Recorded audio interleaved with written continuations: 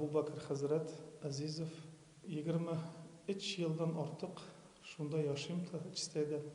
Şunda okutan, okutucu bulup işledim, müderris bulup, ondan sonra mezin bulup işledim Uzak Mescidinde.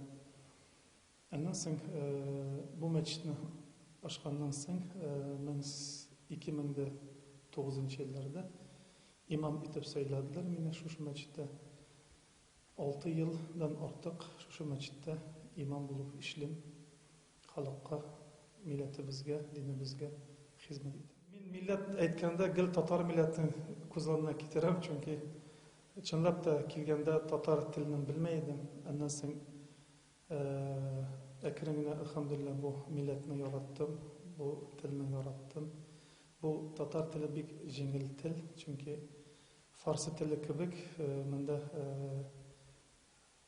женский род aytsam, murskiy rod yo'q Tatar tilida. Mana shuning uchun bek yengil til. Mana men g'ajablanam qay bir kishilarga u Tatar tili bek og'ir tillar, men g'ajablanam. Nechun dedim og'ir til. O'ris tili og'ir tili, arab tili og'ir tili. Ama lekin Tatar tili u bek yengil, bek yumshak, bek shunday tatlı til u. Şu mescidini bir yıl içinde tuzib bitirdiler de, ham chinlab da bu mescidning ismi Anas mescidi qo'shdilar.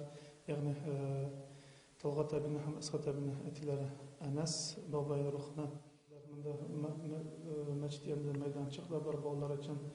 Tege bolalar ichida shunday kichkina mana uy, tege plashatkada bor shunday. Alhamdulillah turli millet halkımında kelib şu maydonchada o'ynaylar, futbolda, tennisda, başka sport o'yinlari o'ynalarmanda. Mening fikrim bo'yicha masjidlarda kerak Tatar tilida va'z sizlarga. Chunki Tatar tilini saqlab qolish uchun jamoat ko'proq Tatar tilida va'zlarga aytirga kerak. Hamda albatta qayda yoshlar ko'proq, qayda boshqa millatlarda bor, ular uchun azraq bir 5-10 minut vaqt bo'lsa, rus tilida va'z o'qisalar da yaraydi. No Tatar tilida albatta bo'lurga kerak. Baştan Tatar tilida, ondan so'ng azraq rus tilida bo'lsa o'zi yaraydi. Chinlab mana boboylar bilan biz yerimiz, boboylar millat uchun bek qayg'uralar, til uchun begrati jamoat. Ruslar ko'proq yoshlar. Shuning uchun ko'p yoshlar Tatar tilini unutib, ileride ruscha so'zlashadilar. Shuning uchun bizda alhamdulillah masjidlarimizda har vaqt va'z Tatar tilida olib boramiz. Darslarimizni ko'pchiligi biz Tatar tilida olib boramiz. Hamda majlislarimizda va'zlar so'zlaganda tatarcha so'zlashamiz.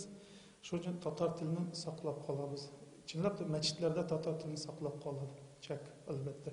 Hatto g'arablar da aytadilar, chista g'arab tili ularning masjidlarida, madrasalarida saqlanadi deydi. Oramda çista g'arab tilini eshitib bo'lmaydi. Только faqat masjidlarda, madrasalarda eshitib bo'ladi. Mana bizda da agar shulay bo'lsa, Tatariston Cumhuriyeti bizda agar masjidlarda, madrasalarda, jamiyalarda, ya'ni institutlarda shu Tatar tilini saqlab qolsalar, bek aybat bo'lar edi inshaalloh.